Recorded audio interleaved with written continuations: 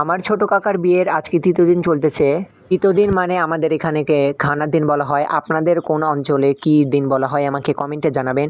যাই হোক, বিয়ের দিন সকালবেলাতে অনেক বেশি কাজ থাকে। খুব তাড়াতাড়ি সকালবেলা ঘুম থেকে উঠে রান্নার এখানে চলে এসেছে রে ভাই, প্রচুর কাজ হচ্ছে। বিয়ের বাড়িতে মশলাপাতি জমজমাটি আর প্রচুর খাওয়া দাওয়া হবে না তাই কখনো হয়?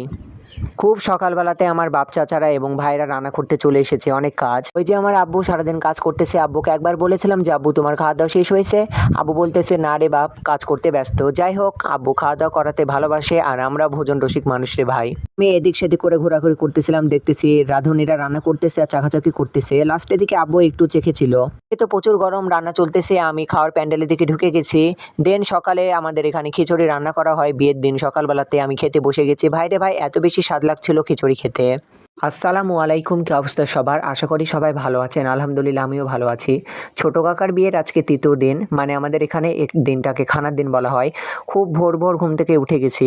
অন্যান্য জায়গাতে এটাকে বৌভাত বলা হয়। আপনাদের অঞ্চলে কি বলেন আমাকে কমেন্টে জানাবেন। যাই হোক, অনেক কাজ আজকে, রান্না বান্না করতে হবে কারণ আজকে কনে যাত্রীরা আসবে। আগামীকাল আমরা গেছিলাম বরযাত্রী। প্রচুর রান্না দেওয়ার, প্রচুর খাওয়া দাওয়া থাকবে না বিয়ের বাড়িতে, তাই কখনো হয়? এদিকে তো সব বাবুর্চিরা রান্না করতে বসে গেছিল আর এত বেশি গরম লাগছিল। প্রায় সমস্ত রান্না হওয়ার পথেই, কারণ অনেক সকাল থেকে রান্না বান্নার যাবতীয় জোগাড়পাতি করছে আমার বাপ চাচারা এবং ভাইরা। আমার গোষ্ঠীর সবচেয়ে ছোট ছেলে আমি। সবাই আমাকে অনেক বেশি ভালোবাসে এবং স্নেহ করে, তাই কোনো কাজ আমাকে করতে হয় না। শুধু আমাকে বাপ চাচার বলতেছিল চমক, তুমি খালি বসে থেকে দেখো কেমন রান্না বান্না হচ্ছে। আর আমার আব্বু দাঁড়িয়ে থেকে দেখতেছিল সমস্ত রান্না ঠিকঠাক ভাবে হচ্ছিল কিনা, কারণ মান সম্মানটাই সবচেয়ে বড়। যদি 19-20 হয় তাহলে তো মান সম্মান থাকবে না। যাই হোক, আমার কাকারা বাপ চাচারা অনেক ভালো রান্না করে, কারণ ছোটবেলা থেকে দেখতেছি বিভিন্ন অনুষ্ঠানে তারাই রান্না করে। তাদের প্রতি আমার আলাদা একটাই ভরসা আছে।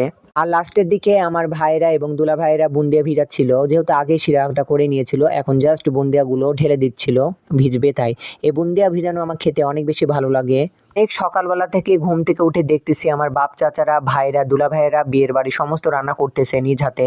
আমি তো কোনো কাজে করিনি, তাও মনে বলছে যে সমস্ত কাজ আমিই করেছি। এত বেশি গরম লাগছিল আর ঘেমে গেছিলাম আমি। আর আমাদের এখানে সকালবেলাতে আগে খিচুড়ি খাওয়া হয়।